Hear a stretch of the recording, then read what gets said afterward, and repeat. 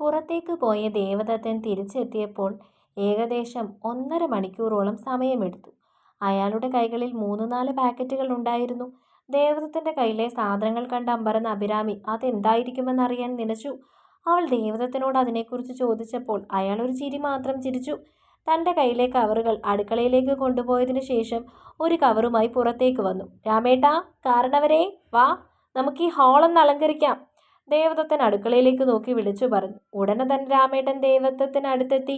പിന്നെ ദേവദത്തൻ തന്റെ കയ്യിലുള്ള കവറിൽ നിന്നും സാധനങ്ങൾ എടുത്ത് മേശയുടെ മുകളിലേക്ക് ചൊരിഞ്ഞു. മുറി അലങ്കരിക്കുവാനുള്ള വസ്തുക്കളായിരുന്നു അത് മുഴുവൻ. അതെല്ലാം അഭിരാമി ഒരു അമ്പരപ്പോടെ നോക്കി നിന്നു. അമ്പരന്ന് നിൽക്കുന്ന അഭിരാമിയെ നോക്കി ദേവദത്തൻ ഒന്ന് ചിരിച്ചുകൊണ്ട് കണ്ണിറുക്കി. തുടർന്ന് ദേവദത്തനും രാമേട്ടനും കൂടി ഹാൾ അലങ്കരിക്കാൻ തുടങ്ങി. അഭിരാമി അവരെ സഹായിക്കാൻ ഒരുങ്ങിയപ്പോൾ ദേവദത്തനും രാമേട്ടനും വിലക്കി. ഹാളിൽ വളരെ ഉത്സാഹഭരിതയായി ഓടി നടന്ന അലങ്കാരപ്പണികളിൽ ഏർപ്പെടുന്ന ദേവദത്തനെ അഭിരാമി ഒരു കൗതുകത്തോടെ നോക്കി നിന്നു. തന്റെ വേണ്ടപ്പെട്ട ആർക്കോ വേണ്ടി ചെയ്യുന്ന ഒരു വികാരമായിരുന്നു അപ്പോൾ അയാളുടെ മുഖത്ത്. ദേവദത്തന്റെ ഉത്സാഹത്തോടു കൂടിയുള്ള പ്രവൃത്തികൾ കണ്ടുനിന്ന രാമേട്ടനിലും അമ്പരപ്പുളവാക്കി. എന്നിരുന്നാലും അദ്ദേഹത്തിന് വളരെയധികം സന്തോഷം തോന്നി ആ നിമിഷങ്ങളിൽ. ദേവൻ കുഞ്ഞിനെ ഇതുപോലെ ഉത്സാഹത്തോടെ കാണുന്നത് ഒരുപാട് കാലങ്ങൾക്ക് ശേഷമാണല്ലോ, രാമേട്ടൻ മനസ്സിൽ ചിന്തിച്ചു. കുറച്ചു നേരങ്ങൾ കൊണ്ട് ഹാളിനകം ഒരു ആഘോഷത്തിന് വേണ്ടി എന്ന പോലെ തോരണങ്ങളാലും ബലൂണുകളാലും നിറഞ്ഞു. എല്ലാം കഴിഞ്ഞപ്പോൾ രാമേട്ടൻ അടുക്കളയിലേക്ക് സദ്യവട്ടങ്ങൾക്കുള്ള ഒരുക്കങ്ങളിലേക്ക് നീങ്ങിയപ്പോൾ അഭിരാമിയും അങ്ങോട്ട് വച്ചു പിടിച്ചു. ദേവദത്തൻ പുറത്തേക്കിറങ്ങി പൂമുഖത്തേലെ ചാരുകസേരയിലിരുന്നു. അടുക്കളയിൽ രാമേട്ടനോട് സംസാരിച്ചു കൊണ്ടിരിക്കുകയായിരുന്നു അഭിരാമി. രാമേട്ട, എല്ലാ വർഷവും മക്കളുടെ പിറന്നാൾ ആഘോഷം നടത്താറുണ്ടോ? അഭിരാമി തന്റെ വാക്കുകളിൽ അല്പം ജിജ്ഞാസ കലർത്തിക്കൊണ്ട് ചോദിച്ചു. ആഘോഷമെന്ന് പറഞ്ഞാൽ ഞാൻ ആ ദിവസം അമ്പലത്തിൽ പോയി അർച്ചന കഴിക്കും. പിന്നെ ഇതുപോലെ സദ്യ ഉണ്ടാക്കി കഴിക്കും.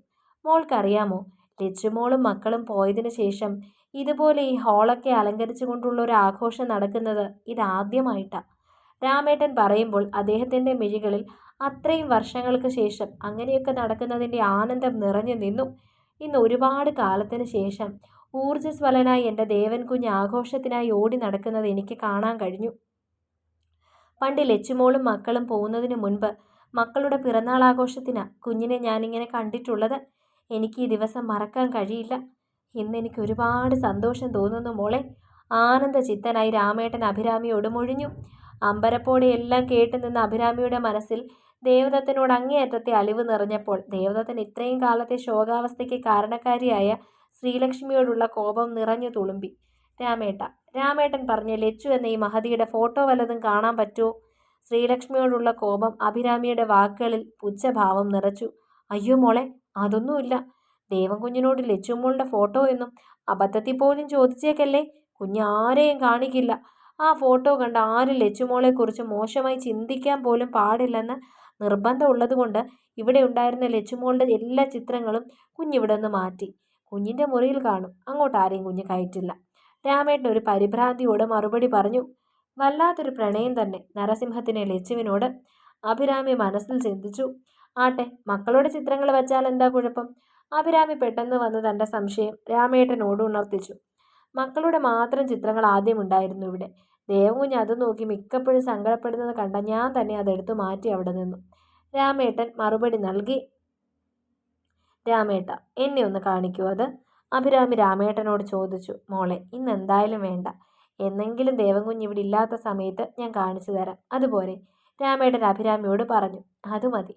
എന്നാൽ ഞാൻ നരസിംഹത്തിൻ്റെ അടുത്തേക്ക് പോട്ടെ. അങ്ങേര് വല്ല ശോകവും അടിച്ചിരിപ്പാണെങ്കിൽ അതിൽ നിന്നൊന്ന് പുറത്തെത്തിക്കാമല്ലോ. അഭിരാമി ഒരു കുസൃതിയോടെ പറഞ്ഞു. സാറെന്നൊക്കെ വിളിക്കുന്നത് മാറ്റിയിപ്പോൾ നരസിംഹം എന്നാക്കിയല്ലേ? രാമേട്ടൻ ചിരിച്ചുകൊണ്ട് അഭിരാമിയോട് ചോദിച്ചു. അതെ, ഞാൻ അങ്ങനെ വിളിക്കൂ. ഇനി രാമേട്ടൻ്റെ ദേവൻകുഞ്ഞിനത് ഇഷ്ടപ്പെട്ടില്ലെങ്കിൽ കൂടിയാൽ എന്നോട് പോകാൻ പറഞ്ഞേക്കും. അത്രയല്ലേ ഉള്ളൂ. അത് ഞാൻ അങ്ങ് സഹിക്കും. അഭിരാമി കുസൃതി ചിരിയോടെ മറുപടി നൽകി. ദേവൻകുഞ്ഞിന് മോൾ അങ്ങനെ വിളിക്കുന്നത് കൊണ്ട് ഒരു കുഴപ്പമില്ലെന്ന് എനിക്കറിയാം. കാരണം അങ്ങനെ ആര് വിളിച്ചാലും കുഞ്ഞ് അവരോട് നന്നായി ദേഷ്യപ്പെടും. ലച്ചുമോള് മാത്രമായിരുന്നു ഒരു കുറുമ്പോടെ അങ്ങനെ വിളിക്കുന്നത്, രാമേട്ടൻ പറഞ്ഞു. അഭിരാമി രാമേട്ടൻ ഒരു പുഞ്ചിരി സമ്മാനിച്ചുകൊണ്ട് പൂമുഖത്തേക്ക് നീങ്ങി. പൂമുഖത്തെത്തി അഭിരാമി കണ്ടത് ചാരുകസേരയിൽ തലയും ചാരി ഇരുന്നു കൊണ്ട് കണ്ണുകൾ അടച്ച് ചുണ്ടുകളിൽ മന്ദസ്മേരവുമായി എന്തോ ആലോചിച്ചിരിക്കുന്ന ദേവദത്തനെയാണ്. ദേവദത്തനെ അങ്ങനെ ഒരു അവസ്ഥയിൽ കാണുക അഭിരാമിക്ക് ഒരു കുസൃതി തോന്നി. അവൾ വേഗം അയാളിരിക്കുന്ന കസേരയ്ക്ക് പിന്നിൽ പോയി നിന്നുകൊണ്ട് അയാളുടെ നെറ്റിയിൽ തൻ്റെ ഇരു കൈകളിലെയും വിരലുകൾ ഉപയോഗിച്ച് പതിയെ തടവാൻ തുടങ്ങി. നനുത്ത പൂവിരലുകളാൽ അഭിരാമി തൻ്റെ നെറ്റിയിൽ തടവുമ്പോൾ അയാൾക്ക് എന്തെന്നില്ലാത്തൊരു ആമോദവും ആ തടവലിന് ഒരു പ്രത്യേക സുഖവും അനുഭവപ്പെട്ടു. കണ്ണുകൾ തുറക്കാതെ അയാൾ അവൾ ചെയ്യുന്നത് ആസ്വദിച്ചിരുന്നു. തടവലിൻ്റെ സുഖം അയാളിൽ ചിരി ഉണർത്തി. പിന്നെ അത് പൊട്ടിച്ചിരിയായി മാറി. ദേവദത്തൻ്റെ ചിരി അഭിരാമിയിലും ചിരി ഉയർത്തി. എന്താ നരസിംഹം, ഫ്യൂസ് വല്ലതും അടിച്ചു പോയോ? ഇങ്ങനെ ചിരിക്കാൻ ഇരുന്ന് ചിരിക്കാതെ ആ ചെമ്പരത്തിപ്പൂ വെറുത്ത് എൻ്റെ നെറ്റിയിലോട്ട് പൊട്ടിച്ചു തന്നേ. ദേവദത്തൻ്റെ നെറ്റിയിൽ തടവുന്നത് തുടരവേ പൊട്ടിച്ചിരിച്ചുകൊണ്ട് അഭിരാമി പറഞ്ഞു. ചെമ്പരത്തിപ്പൂവ് നെറ്റിയിലിട്ട് പൊട്ടിക്കുന്നതിന് പകരം അഭിമോളുടെ തലയിൽ ചൂടിത്തരാൻ ഞാൻ. ഉച്ചത്തിൽ അഭിരാമിയെ കളിയാക്കി ചിരിച്ചുകൊണ്ട് ദേവദത്തൻ പറഞ്ഞു. അയ്യടാ, ആ പൂവ് നരസിംഹം തന്നെ തലയിൽ ചൂടിക്കൂ. പ്രണയിച്ച് ഭ്രാന്തായ നരസിംഹത്തിന് തലയിൽ ചൂടുമ്പോഴാ ചെമ്പരത്തിപ്പൂവിന് കൂടുതൽ ഭംഗിയുണ്ടാവുക. പൊട്ടിച്ചിരിയോടെ അഭിരാമി മറുപടി നൽകി. അഭിരാമി പറഞ്ഞത് കേട്ട ദേവദത്തൻ നിർത്താതെ ചിരിക്കാൻ തുടങ്ങി. കൂട്ടത്തിൽ അയാളുടെ നെറ്റിയിൽ തടവിക്കൊണ്ട് അഭിരാമിയും. രാമേട്ടൻ്റെ അടുക്കളയിലെ എല്ലാ ഒരുക്കങ്ങളും പൂർത്തിയായപ്പോൾ ഹാളിൽ പിറന്നാളാഘോഷത്തിനുള്ള ഒരുക്കങ്ങളും തുടങ്ങി. ദേവദത്തൻ അവളുടെ തലയിൽ ഒരു ബർത്ത്ഡേ ഹാറ്റ് അണിയിച്ചു കൊടുത്തു. അപ്പോഴേക്കും രാമേട്ടൻ അടുക്കളയിൽ നിന്നും ഒരു പിറന്നാൾ കേക്ക് കൊണ്ടുവന്നു. രാമേട്ടൻ അത് മേശമേൽ വെച്ചു. അഭിരാമിയുടെ പ്രായം എഴുതിയ മെഴുകുതിരിയും കത്തിച്ചു. ദേവദത്തനും രാമേട്ടനും ഒരുക്കിയ ഒരുക്കങ്ങളെല്ലാം കണ്ട് അഭിരാമി അമ്പരന്ന് നിൽക്കുകയായിരുന്നു. ഇതുപോലെ അലങ്കരിച്ച് കേക്കൊക്കെ മുറിച്ചുള്ളൊരു പിറന്നാൾ ആഘോഷം തൻ്റെ ജീവിതത്തിൽ ആദ്യമായിട്ടാണ്. ദേവദത്തൻ്റെയും രാമേട്ടൻ്റെയും മുഖത്ത് അവരുടെ ഉറ്റവരുടെ ആരുടെയോ പിറന്നാൾ ആഘോഷിക്കുന്ന സന്തോഷവും. ഇതുവരെ തൻ്റെ ജീവിതത്തിൽ നടക്കാത്തൊരു മുഹൂർത്തം സംജാതമാക്കിയതിൽ അഭിരാമിയുടെ മനസ്സിൽ ദേവദത്തനോടും രാമേട്ടനോടും തോന്നിയ നന്ദി നീർക്കണങ്ങളായി അവളുടെ മിഴിയിലൂടെ ഒഴുകിയിറങ്ങി. എന്താ മോളെ, നല്ലൊരു ദിവസമായിട്ട് കരയുകയാണോ? രാമേട്ടൻ സ്നേഹപൂർവ്വം ശാസിച്ചുകൊണ്ട് അഭിരാമിയുടെ മിഴികൾ തുടച്ചു കൊടുത്തു. തുടർന്ന് ദേവദത്തൻ കേക്ക് മുറിക്കാനുള്ള കത്തി അഭിരാമിയുടെ കയ്യിൽ കൊടുത്തു. ദേവദത്തൻ ഒരു പാർട്ടി പോപ്പർ എടുത്ത് തൻ്റെ കയ്യിൽ പിടിച്ചു നിന്നു. അയാളും രാമേട്ടനും കൂടി പിറന്നാൾ ഗാനം പാടാൻ തുടങ്ങി. തുടർന്ന് അഭിരാമി കുനിഞ്ഞു മെഴുകുതിരി ഊതി കേക്ക് കട്ട് ചെയ്യാൻ തുടങ്ങിയപ്പോൾ ദേവദത്തൻ പാർട്ടി പോപ്പർ പൊട്ടിച്ചു. കേക്ക് ആദ്യത്തെ കഷ്ണം മുറിച്ച് അഭിരാമി ദേവദത്തിന് നേരെ നീട്ടിയപ്പോൾ അയാൾ അവളുടെ കയ്യിൽ പിടിച്ചുകൊണ്ട് അവളുടെ വായിലേക്ക് വച്ചു കൊടുത്തു.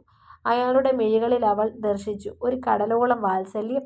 ദേവദത്തൻ തൻ്റെ വായിലേക്ക് വച്ചു കൊടുത്ത കേക്ക് കഴിക്കവേ അവളുടെ മിഴികൾ നിറഞ്ഞു തുളുമ്പി. അത് കണ്ട ദേവദത്തൻ അവളുടെ ഇരുമിഴികളും തുടച്ചു കൊടുത്തു. തുടർന്ന് രാമേട്ടൻ കേക്കിൽ നിന്നും ഒരു കഷ്ണം മുറിച്ചെടുത്ത് അഭിരാമിക്ക് നേരെ നീട്ടി. അവൾ അത് ഏറ്റുവാങ്ങി. തുടർന്ന് ദേവദത്തൻ സാമാന്യം വലിപ്പമുള്ള വർണ്ണക്കടലാസിൽ പൊതിഞ്ഞ ഒരു പെട്ടിയിലടങ്ങിയ സമ്മാനം അഭിരാമിക്ക് നേരെ നീട്ടി. അവൾ അത് സ്വീകരിച്ചു. സമ്മാനം ഏറ്റുവാങ്ങുമ്പോൾ അവളുടെ മിഴികളിൽ നിന്നും ആനന്ദാശ്രുക്കൾ പൊഴിഞ്ഞു വീണുകൊണ്ടിരുന്നു. കേക്ക് മുറിച്ചുള്ള ആഘോഷങ്ങൾ കഴിഞ്ഞ് മേശ വൃത്തിയാക്കിയതിനു ശേഷം ദേവദത്തനും രാമേട്ടനും കൂടി അഭിരാമിയെ മേശയ്ക്ക് മുന്നിലിരുത്തി. അഭിരാമി എപ്പോഴും ദേവദത്തൻ കളിയാക്കാറുള്ള അത്ഭുത ലോകത്തായിരുന്നു. താനുമായി ഒരു ബന്ധവുമില്ലാത്ത രണ്ടുപേർ തൻ്റെ പിറന്നാളിനായി ആഘോഷങ്ങൾ ഒരുക്കി തനിക്ക് സമ്മാനിച്ച ജീവിതത്തിൽ ഒരിക്കലും ഇതുവരെ നടന്നിട്ടില്ലാത്ത മുഹൂർത്തങ്ങളെ എത്തിച്ച അത്ഭുത ലോകത്ത്. ആനന്ദ ബാഷ്പത്തോടെ ആ അത്ഭുത ലോകത്തിൽ നിലകൊണ്ടിരുന്ന അവളുടെ മുന്നിലേക്ക് രാമേട്ടൻ ഒരു വാഴയിലയിട്ടു. രാമേട്ടൻ കൈമാറിയ വിഭവങ്ങൾ ഓരോന്നായി ദേവദത്തൻ വിളമ്പിക്കൊണ്ടിരുന്നു. തൻ്റെ മുന്നിലിട്ട ഇലയിലേക്ക് വാത്സല്യത്തോടെ ദേവദത്തൻ വിളമ്പിക്കൊണ്ടിരിക്കുന്ന നന്ദിയോടെ അഭിരാമി അയാളുടെ മുഖത്തേക്ക് നോക്കിക്കൊണ്ടിരുന്നു. ചോറും കറികളും വിളമ്പിയതിനു ശേഷം അഭിരാമിയുടെ അടുത്തിരുന്ന ദേവദത്തൻ പിന്നീട് ചെയ്തത് അവൾ ഒട്ടും പ്രതീക്ഷിക്കാത്തൊരു കാര്യമായിരുന്നു. ദേവദത്തൻ അഭിരാമിയുടെ മുന്നിലെ ഇലയിൽ വിളമ്പിയ ചോറും സാമ്പാറും കൂടി കുഴയ്ക്കാൻ തുടങ്ങി. അഭിരാമി ദേവദത്തൻ്റെ പ്രവൃത്തിയും നോക്കി അമ്പരപ്പോടിരുന്നു. ചോറും കറിയും കുഴച്ചത് ഒരു ഉരുളയാക്കി ദേവദത്തൻ അഭിരാമിക്ക് നേരെ നീട്ടി. അമ്പരപ്പോടെ ഇരിക്കുന്ന അഭിരാമിയോട് ദേവദത്തൻ നിറഞ്ഞ വാത്സല്യത്തോടെ വാങ്ങിക്കോളാൻ കണ്ണുകൾ കൊണ്ട് ആംഗ്യം കാണിച്ചു. എന്ത് ചെയ്യണമെന്നറിയാതെ അഭിരാമി ഒന്ന് ശങ്കിച്ചുകൊണ്ട് രാമേട്ടൻ്റെ മുഖത്തേക്ക് നോക്കി. എല്ലാം അതുവരെ അഭിരാമിയുടെ അവസ്ഥയിൽ കണ്ടു നിൽക്കുകയാണ് രാമേട്ടനും. അവൾ ഉടനെ വാങ്ങിക്കോളാൻ ആംഗ്യം കാണിച്ചു. അഭിരാമി പിന്നൊന്നും ആലോചിക്കാതെ ദേവദത്തൻ നീട്ടി ഉരുളയ്ക്ക് നേരെ വായി തുറന്നു വാങ്ങി.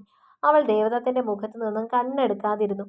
ആ ചോറുരുള കഴിക്കാൻ തുടങ്ങി. ചോറുരുള നീട്ടിയ ദേവദത്തൻ്റെയും അത് ഏറ്റുവാങ്ങിയ അഭിരാമിയുടെയും അവസ്ഥ ഏകദേശം ഒന്നു തന്നെയായിരുന്നു. ദേവദത്തൻ്റെ മനസ്സിൽ തൻ്റെ മകൾക്ക് വർഷങ്ങളായി ഒരു ചോറുരുള വാത്സല്യത്തോട് കൊടുക്കാൻ കഴിയാത്തതിൻ്റെ സങ്കടം വർഷങ്ങൾക്ക് ശേഷം അഭിരാമിക്ക് വാരിക്കൊടുത്തതിലൂടെ ആമോദമായി നിറഞ്ഞെങ്കിൽ അഭിരാമിയുടെ മനസ്സിൽ തിരിച്ചറിവായ കാലം മുതൽ പലപ്പോഴായി താൻ ആഗ്രഹിച്ച തനിക്കൊരിക്കലും ലഭിക്കാതെ പോയ പിതൃവാത്സല്യം ദേവദത്തനിലൂടെ പകർന്നു കിട്ടിയതിൻ്റെ ആമോദമായിരുന്നു. അഭിരാമിയുടെ മിഴികൾ തോന്നിട്ടുണ്ടായിരുന്നില്ല. ദേവദത്തൻ വീണ്ടും വീണ്ടും അവൾക്ക് വാരിക്കൊടുത്തുകൊണ്ടേയിരുന്നു. അയാളിൽ നിന്നും മിഴികൾ എടുക്കാതെ നിറഞ്ഞ മിഴികളോടെ അത് ഏറ്റുവാങ്ങിക്കൊണ്ട് അവളുടെ മിഴികൾ നിറഞ്ഞത് കണ്ട ദേവദത്തൻ പതിയെ വാത്സല്യപൂർവ്വം അവളുടെ തലയിൽ തലോടിക്കൊണ്ടിരുന്നു. ആനന്ദബാഷ്പം ഒഴുകിക്കൊണ്ട് രാമേട്ടനും നിറഞ്ഞ മനസ്സോടെ ഈ രംഗത്തിന് സാക്ഷിയായി നിന്നു. തുടരും. അടുത്ത ഭാഗങ്ങൾക്ക് വേണ്ടി ചാനൽ സബ്സ്ക്രൈബ് ചെയ്യാൻ മറക്കല്ലേ.